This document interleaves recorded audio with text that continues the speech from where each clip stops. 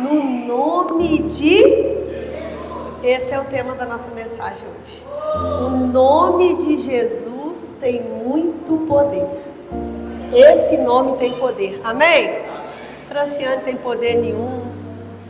Raíssa, Rafael não tem poder. Jairo não tem poder. Mas no nome de Jesus tem poder. Queridos, podemos assentar? Eu vou pedir vocês hoje para ler a Bíblia comigo sentadinhos, tá? Porque nós vamos ler vários textos da Bíblia, então você pode abrir aí a Bíblia comigo no capítulo de Atos 3. Amém? E aí, eu orando ao Senhor, e o Senhor me deu uma palavra lá no capítulo de Atos, lá na prisão de João e Pedro, e eu comecei a ler, e o Senhor foi me trazendo mais para trás, e o Senhor foi me mostrando sobre os milagres dele. Quantos nós aqui precisamos de milagre, né? Só que aquelas pessoas que cumpriram o ID do Senhor, que são os apóstolos, eles, em nome de Jesus, não foi no nome deles, nem na força do braço deles, nem porque eles falavam bonito, nem porque eles convenciam ninguém, mas porque eles falavam no nome de Jesus. Eles continuaram o ID de Jesus. Jesus já tinha sido assunto ao céu, já tinha padecido, já tinha ressuscitado, e eles continuaram a missão, é os apóstolos, né? Lucas vai escrever o livro de Atos dos Apóstolos. Então o livro de Atos, ele vem depois, de Mateus, Marcos, Lucas e João, entende? Depois que esses 5 evangelhos é escrito, o livro de Atos vem na sequência, para contar para nós o que os apóstolos fizeram. Entendido até aí? Então, quando eu volto aqui estudando a palavra, eu vou fazer uma recapitulação com vocês. Onde Jesus foi crucificado, lá no Império Romano, eles não creram que ele era o Salvador. Os políticos, as autoridades da época, os religiosos, os fanáticos, eles não creram que Jesus era o Salvador. Mas Jesus estava dando sinais de que ele era o Filho do Deus vivo. E os profetas já tinham anunciado lá no passado que o Filho deveria vir, nascer de uma virgem e que ele iria padecer. Certo? Ele iria padecer. E Jesus realmente cumpriu a sua missão. Sim, ele padeceu lá na cruz do Calvário pelo meu e pelo seu pecado. Só que enquanto Jesus ficou na terra pregando, ele fez muitos milagres. E as pessoas viam. E as pessoas iam atrás do milagre. Quantos hoje em dia ainda vêm na igreja só pelo milagre? Só pela bênção. Mas se Jesus falasse, hoje eu vou entrar na sua casa. Ah, Senhor, na minha casa não.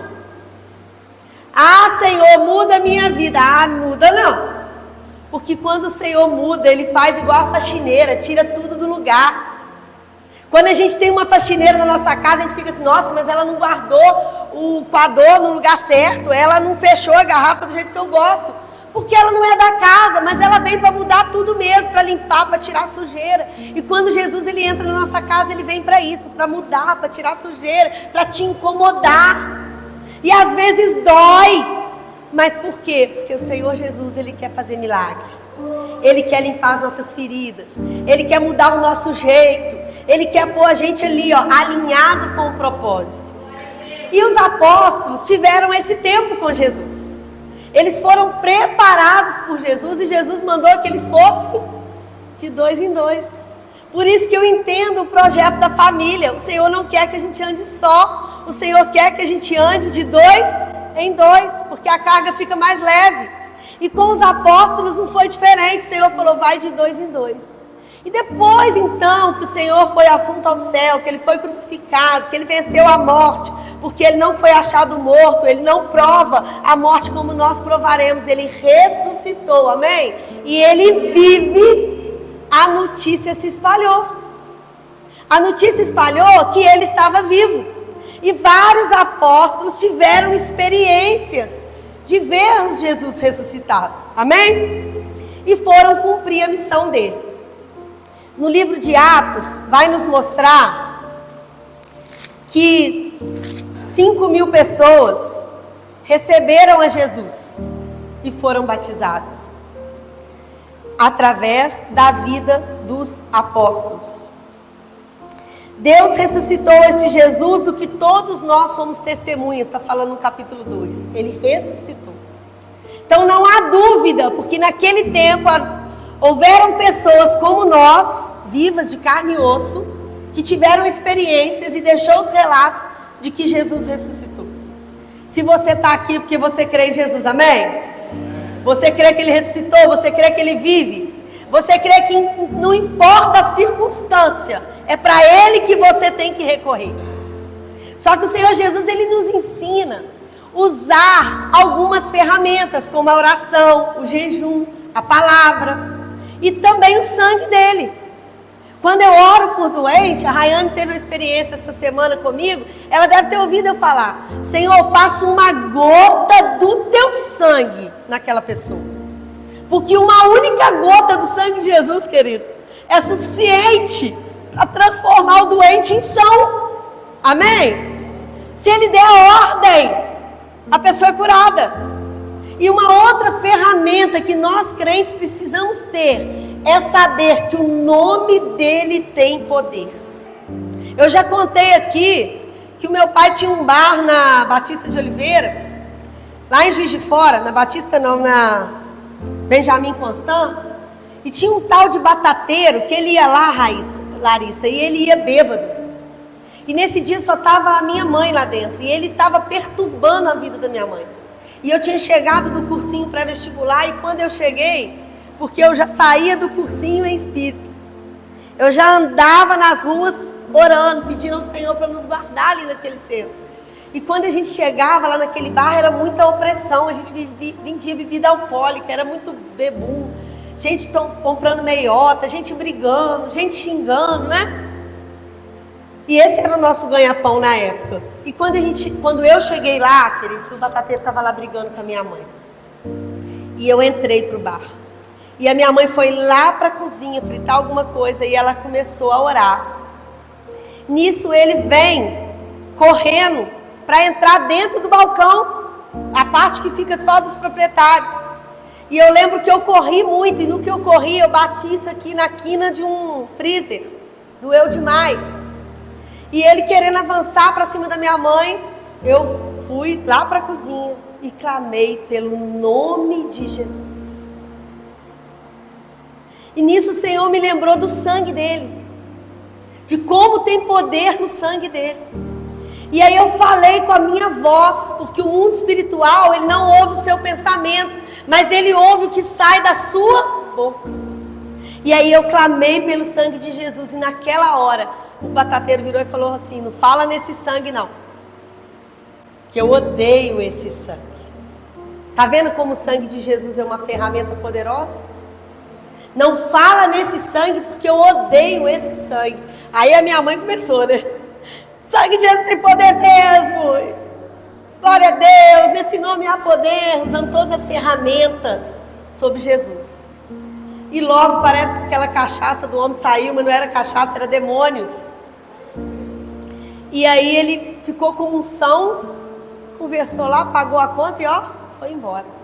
Então vai ter momentos na nossa vida que nós vamos precisar ter essas experiências com o Senhor para acreditar e pôr nossa fé em prova que o nome dele tem poder e que o sangue dele tem poder, amém? Só que você sempre ouve falar do sangue, não é? O sangue de Jesus tem poder. E hoje nós vamos provar aqui na palavra de Deus que o nome dele tem muito poder, amém? Vamos ler então o capítulo 3, a cura de um aleijado. E Pedro e João, eram dois, subiam juntos ao templo à hora da oração, a hora nona. E era trazido um homem que desde o ventre de sua mãe, ele era coxo, o qual todos os dias punham à porta do templo, chamado Formosa, para pedir esmola aos que entravam. O qual, vendo a Pedro e a João, que iam entrando no templo, pediu que lhe dessem uma esmola.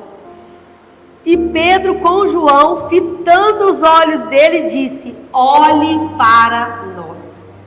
Para aí um pouquinho. Esse aleijado, ele nasceu assim.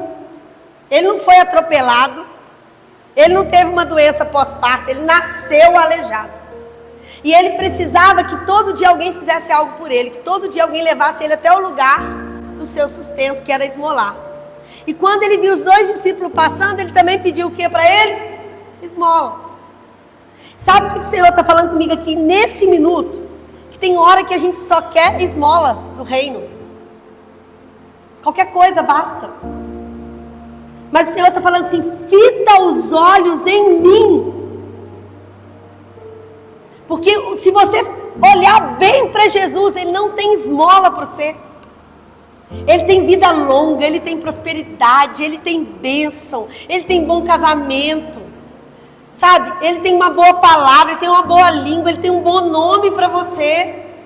E aqui os discípulos falaram: fita os olhos em nós. Talvez ele não esperava isso, Larissa, porque todo mundo passava, uns falavam que não tinha, outros, né, dava ali as esmolas. Mas o coxo, olhou, verso 5, e olhou para eles, esperando receber-lhes alguma coisa. E disse Pedro: não tenho prata nem ouro, mas o que tenho, isto te dou. Em nome de Jesus Cristo, o Nazareno, levanta e anda. Olha que lindo. Ele falou assim: eu não tenho ouro, eu não tenho prata, eu não tenho dinheiro, eu não tenho um monte de riqueza, mas o que eu tenho eu te dou. Você está preparado para dar Jesus para as pessoas? Esses dias uma pessoa falou assim: não vai falar de religião para ela não, porque ela é muito católica. Eu falei assim: filha, os olhos não podem continuar cegos. E o que eu preciso dar para as pessoas é exclusivamente Jesus. Jesus, que foi o tema de todos os louvores dessa noite, Ele exige de nós que nós sejamos somente dEle, de mais ninguém. Porque se você dividir a coroa dele com qualquer outro, você está dizendo assim: de nada valeu morrer na cruz por mim. De nada valeu. Então não olha para o lado, não olha para santo, não olha para religião, não olha para pastor, não olha para amigo, para marido. Olha só para Jesus. E assim ele fez. E tomando o coxo pela mão direita, versículo 7, o levantou e logo os seus pés e tornozelos se firmaram. Eu fico imaginando essa mensagem, ele devia ser assim, né? E aí o Senhor, ó, cadê a musiquinha que nós cantamos ontem? Não era assim? E rapidinho, ó, os joelhos e os pés dele ficaram curados. Verso 8, e saltando ele, pôs-se em pé e andou. E entrou com eles no templo, andando, saltando e louvando a Deus. Querido, quando o milagre chega, você não pode parar. Você não pode se anestesiar porque o milagre chegou. Você tem que entrar no templo, você tem que contar as bênçãos, mas tem que ser bênção mesmo. Não se conta coisa para os outros que ainda não virou bênção, que é só um projeto. Né? Você tem que contar a bênção. E quando a bênção chega, eu entro na casa do Senhor louvando, bendizendo o seu nome, dando glórias a Ele, dando graças a Ele. A história aqui, pai, podia ser diferente. Aí ele foi curado e foi embora. Ele foi curado e foi para a casa dele, mas não. Ele foi curado no nome de Jesus. E ele foi para a casa do Pai. Amém? Saltando e louvando a Deus. Verso 9. E todo o povo o viu andar e louvar a Deus. Então houveram muitas testemunhas de que aquele homem que eles conheciam, acredito no texto na frente fala 40 anos. Tinha 40 anos que ele padecia daquele mal.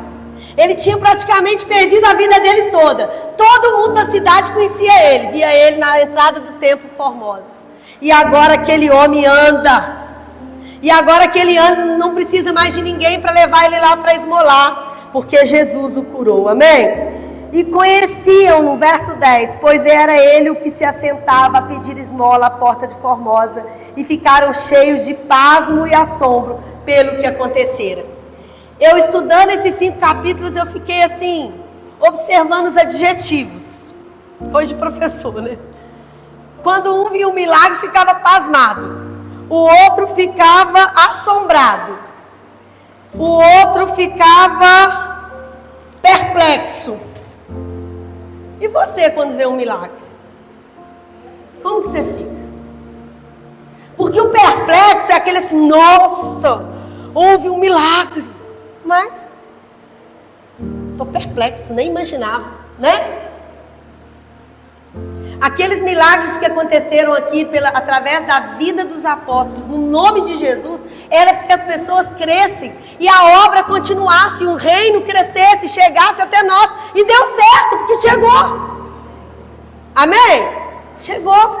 E assim, a gente termina a história desse aleijado aqui. Ele foi curado, no nome de Jesus. Todos viram isso, ficaram pasmos. Até aqui tudo bem? Todo mundo comigo? Todo mundo entendido? Depois Pedro vai dar testemunho. No verso 11 fala: e apegando-se o coxo que fora curado, Pedro e João, todo o povo correu atônito para junto deles, ao alpendre chamado de Salomão. Olha aqui, mais um adjetivo. Correram atônitos. Quer dizer, nossa, apavorados. Foram junto com eles. E aí a Bíblia vai dizer que quando Pedro viu isso, disse ao povo: homens israelitas, por que vos maravilhais disso? Ou porque olhais tanto para nós, como se fosse a nossa própria virtude ou santidade que fez andar esse homem? Pedro vai dizer agora assim: olha, não foi eu e João que curou ele, não. Foi Jesus, foi no nome de Jesus. Porque aquele povo não estava vendo Jesus ali, mas no nome dele foi que os apóstolos usaram para aquela pessoa ser curada. E aí a Bíblia deixa claro, sabe? Porque às vezes a gente é muito bom, a gente faz muita coisa no reino, e aí a gente deixa o ego subir um pouquinho, e as pessoas começam a te elogiar, e você fala: sou eu, né? Não é você nada, é Jesus. Então, para isso que esse texto está aqui, né? Para a gente diminuir, para a gente entender que quem faz é o Senhor.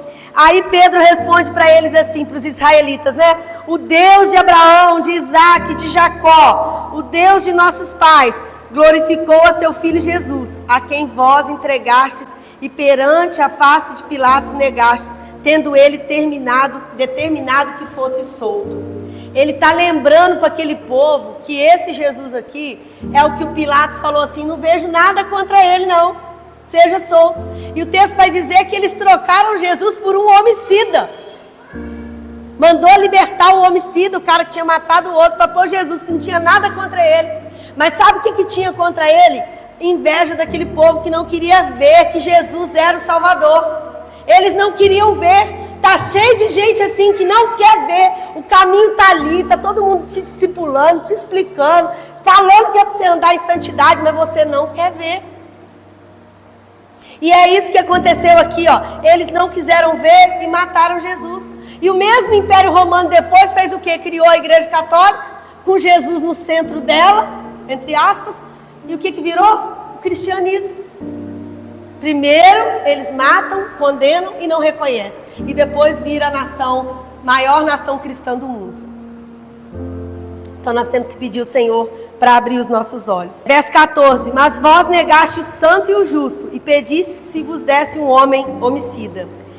Vocês mataram o príncipe da vida, ao qual Deus ressuscitou dentre os mortos, do que nós somos testemunhas. Então está explicando aqui no texto de Pedro, que as pessoas da época acharam melhor matar o príncipe da vida, aquele que era justo. Verso 16, quem está acompanhando aí comigo. E pela fé no seu nome, fez o seu nome fortalecer a este que vedes e conheceis. Sim, a fé que vem por ele, deu a este, na presença de todos vós, esta perfeita saúde. Então foi dada uma perfeita saúde para o coxo pela fé. Quantos não recebem milagre porque não tem fé? Em vez de crer, é incrédulo. O prefixo in é para negar. Nega o crer, nega a fé. Como se muita coisa na minha vida eu posso deixar Deus fazer, mas tem outras que só eu faço. Tem coisas na minha vida que tem que ser do meu jeito, não pode ser do jeito de Jesus. Ah, eu falo mesmo. Nisso aqui Deus não se mete, né? Isso é incredulidade.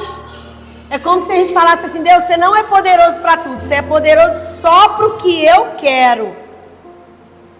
Tá? Só para o que eu quero. Verso 17. E agora, irmãos, eu sei que o que fizeste por ignorância, como também os príncipes, mas Deus assim cumpriu o que antes estava na boca de todos os profetas, que o Cristo havia de padecer.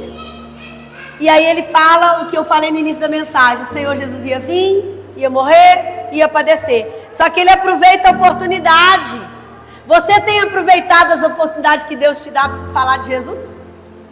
Ele vira e fala assim, ó: arrependei-vos e convertei-vos, para que sejam apagados os vossos pecados e venham assim os tempos do refrigério pela presença do Senhor. Então, quando eu me arrependo dos meus pecados, quando eu reconheço que eu sou pecadora, eu me arrependo deles, eu me converto ao Senhor Jesus. A Bíblia fala que se você até hoje não teve aquela paz que só o Senhor pode te dar, você vai ter. Que aqui falou refrigério.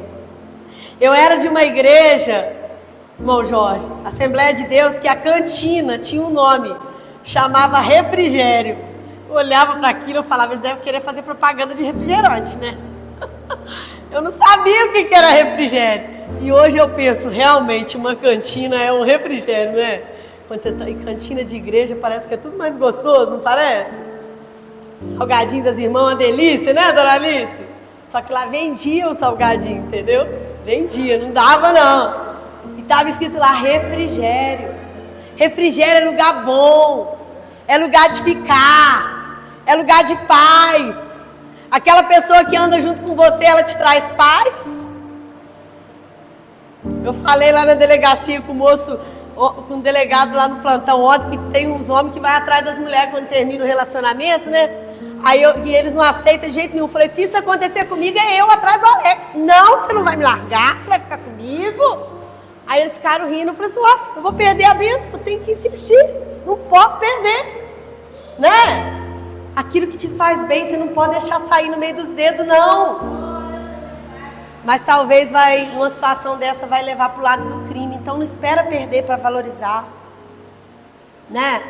Não espera perder aquela pessoa que anda junto com você, que anda bem com você, que é refrigério para você, para depois você falar: podia ter feito diferente. Então o Senhor manda nós andarmos de 2 em 2 na presença dEle, amém? Porque aqui estava falando assim, ó: e venham assim os tempos do refrigério pela presença do Senhor. Então nos nossos relacionamentos, seja no trabalho, seja numa sociedade, seja num casamento, você precisa ter a presença do Senhor. Amém? E enviei ele a Jesus, que já dantes foi pregado, o qual convém que o céu contenha até os tempos da restauração de tudo, dos quais Deus falou pela boca de todos os seus santos profetas desde o princípio. Então Pedro deu esse testemunho para o povo, explicou para o povo que não era ele, e sim o Senhor, e que ele tinha falado para o coxo ser curado no nome dele. Amém? Entendido até aqui também? Agora nós vamos para a outra parte. Depois deles fazerem isso tudo, esse reboliço todo mundo ficar sabendo, os religiosos vai deixar barato? Vai nada. Se você não for perseguido pelo nome de Jesus, tem alguma coisa errada. E hoje em dia virou moda ser crente, né? A gente quase não é perseguido mais, entre aspas. Antigamente ser crente, para que você vai na igreja? Para dar dinheiro para pastor? Não sei o quê. Ah, agora você é chato. Ah, você agora não bebe mais, não era assim? Hoje em dia não, hoje todo mundo um dia vai na igreja, de vez em quando eu vou. Sou até de outra religião, mas se me chamar eu vou. Mas os verdadeiros crentes, eles continuam sendo perseguidos. Porque ele vai ter que dizer não para os outros. Não vai? Vai ou não vai? Receba isso se você tem dito não para aquilo que Deus quer que você diga não. Se você não está sendo perseguido pelo nome do Senhor, é porque você ainda não se converteu verdadeiramente. Que onde você estiver, você vai ter que ser diferente dos outros. Onde você estiver, você vai ter que falar diferente, agir diferente, dar testemunho diferente, falar no nome de Jesus. Eu já contei aqui para vocês que eu estudei com um menino 4 anos. No último mês que eu descobri que ele era crente, né? Porque ele não dava testemunho de crente, não falava de Jesus, nunca comentou que ia num culto no domingo. Gente, uma faculdade é uma família. Você fica com aquela pessoa todo dia durante 4 anos. Você fica mais com ele do que com sua família. Então você conhece muito a pessoa. E eu fazia todos os meus trabalhos, eu lembro até o nome dele, Leandro. Eu fazia todos os meus trabalhos com o Leandro, ele sabia que eu era crente, ele nunca demonstrou. E olha que história, você estuda sobre as coisas de Deus, tá? Porque eles querem provar que Deus não existe, né? Fora que a Bíblia está recheada das histórias mesmo. Fala do Egito, fala de tudo aqui, né? E ele nunca demonstrou. Então não esconda quem você é para ninguém. Senão você não vai poder falar no nome de Jesus. E nesse nome há muito poder. Então Pedro e João, por falarem de Jesus, por não receber a glória para Pedro e João, eles foram diante do Sinédrio, eles foram ser julgados. E eles acabaram como? Quem sabe? Presos, encarcerados. Vamos lá, capítulo 4, verso 2. Doendo-se muito de que ensinasse o povo e anunciasse em Jesus a ressurreição dentre os mortos, lançaram mão deles e os encerraram na prisão até o dia seguinte, pois já era tarde. Verso 4. Muitos, porém, dos que ouviam a palavra, creram, e chegou o número desses homens a quase 5.000. Então eu tive uma multidão de 5.000 pessoas que ouviram os discípulos falar, que sabia do testemunho do coxo, de tantas outras coisas que haviam sido feitas, e esse povo estava começando a seguir agora quem? Os apóstolos. Então os fariseus e os escribas vão o quê? Ficar de olho nele. Então nós vamos ter que parar ele, porque nós paramos o Deus deles, e agora eles continuam o que o Deus deles estava fazendo. E o Senhor não falou que nós temos que continuar a obra e que faríamos obras ainda maiores do que a que eles fez? Do que a que ele fez? Então, eles foram presos. E agora eu quero que você vá comigo lá no verso 11, que fala assim, do capítulo 4 de Atos: ele é a pedra que foi rejeitada por você, os edificadores, a qual foi posta por cabeça de esquina, e em nenhum outro há salvação, porque também debaixo do céu nenhum outro nome há. Gente, isso aqui é muito claro, não tem outro nome não, só tem Jesus, o Deus Pai, Filho e Espírito Santo. Quando os outros vêm com balela pro meu lado, eu vou falar para ele assim, ó, vai lá ler o livro de Atos.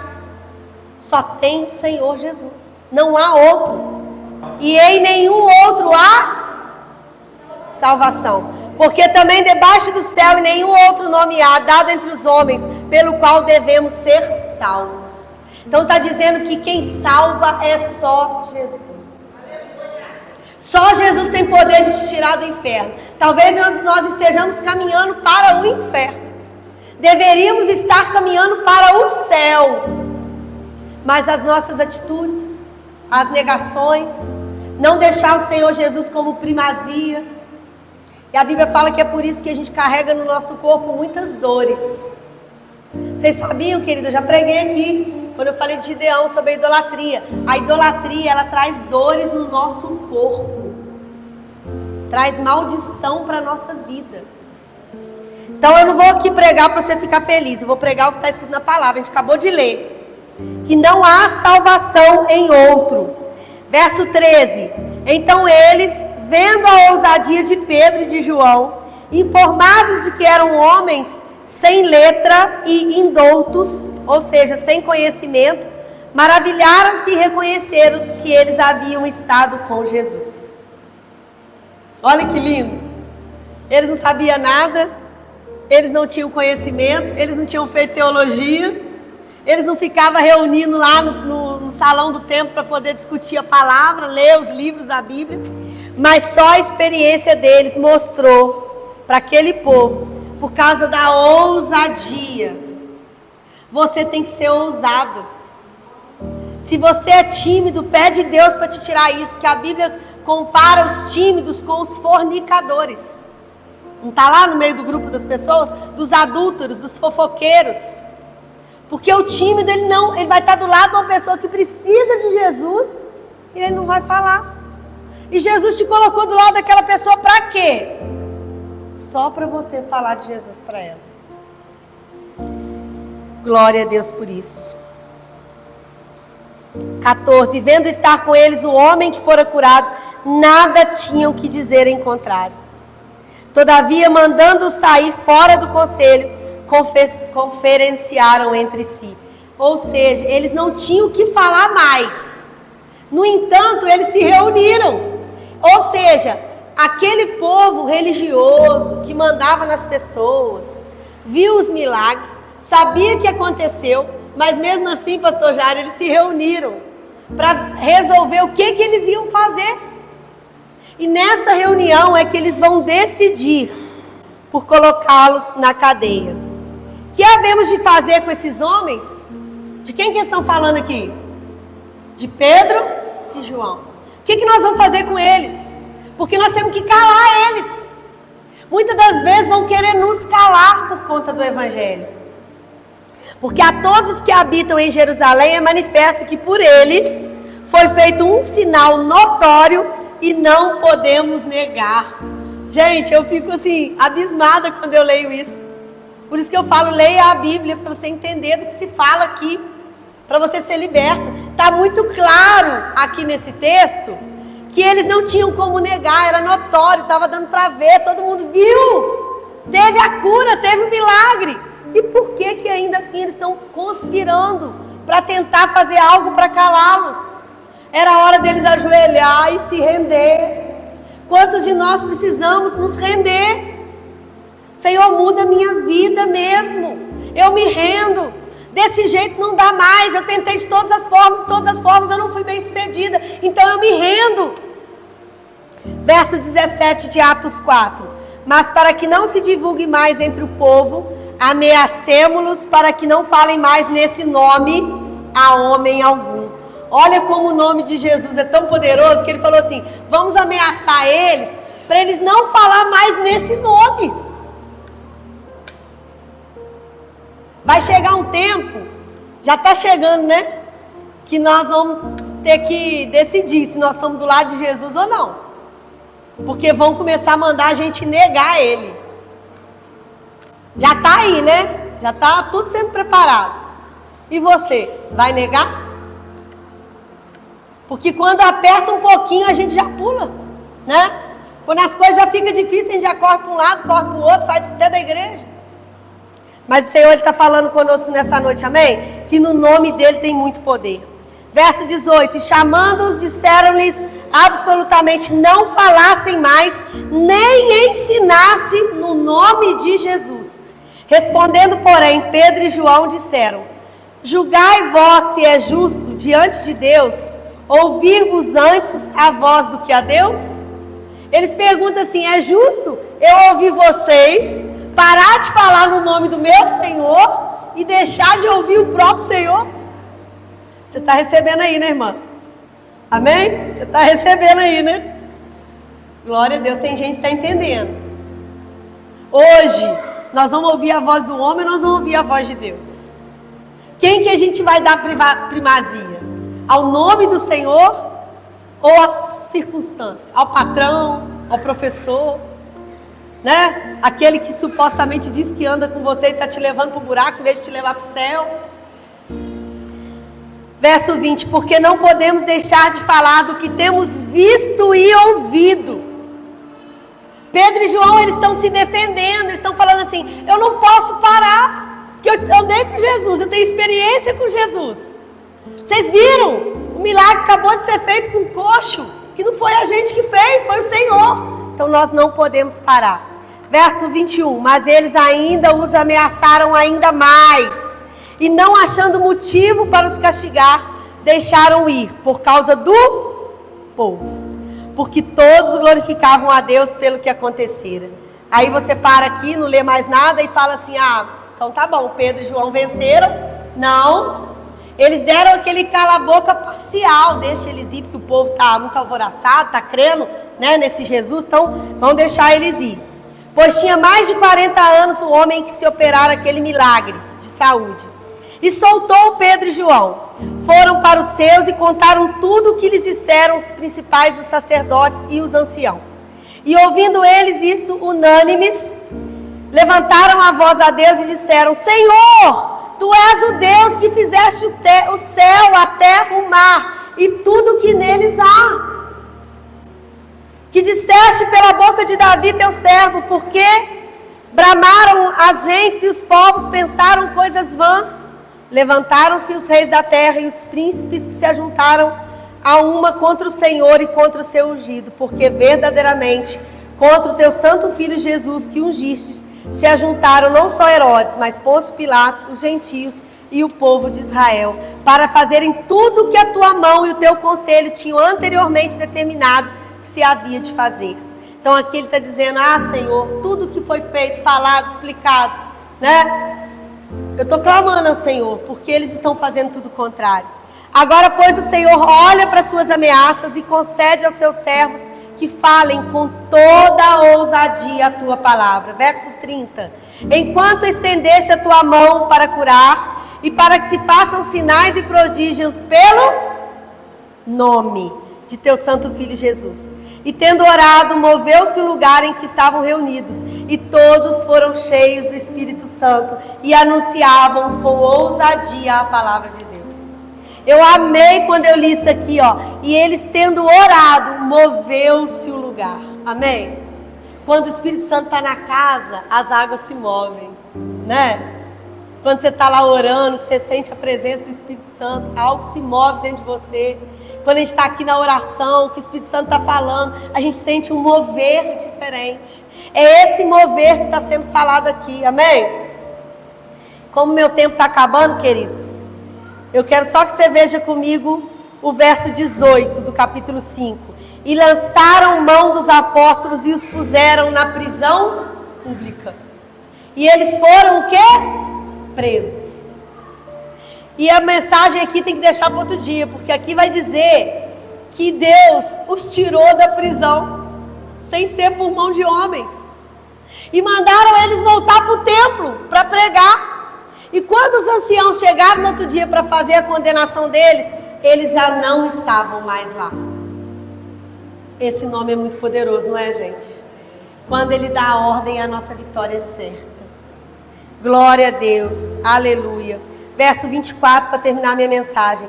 Então o sumo sacerdote, o capitão do templo e os chefes dos sacerdotes, ouvindo essas palavras, estavam perplexos acerca deles e do que viria a ser aquilo. Aquilo o quê? Que eles não estavam lá mais, eles já estavam lá no templo. Imagina assim, olha, eu vou chegar para fazer uma audiência com o juiz da moça que está lá na delegacia presa. Aí eu vou lá na cela pegar ela, igual aconteceu comigo hoje, sem luz. Tive que usar o celular da família, porque o meu estava descarregando para fazer audiência. Imagina que eu abra a cela e não tem ninguém lá mais. É isso que aconteceu, eles não estavam lá mais. Então Jesus não tem cela, não tem grade, não tem doença, não tem fofoca, não tem problema financeiro, não tem nada que Ele não possa resolver. Amém? Eu louvo a Deus por essa oportunidade. Eu louvo a Deus porque realmente a mensagem hoje combinou com o louvor, mais uma vez, né? O Espírito Santo, Ele está falando em nosso meio. Eu espero que vocês tenham entendido essa mensagem, de como é importante o nome do Senhor. Amém?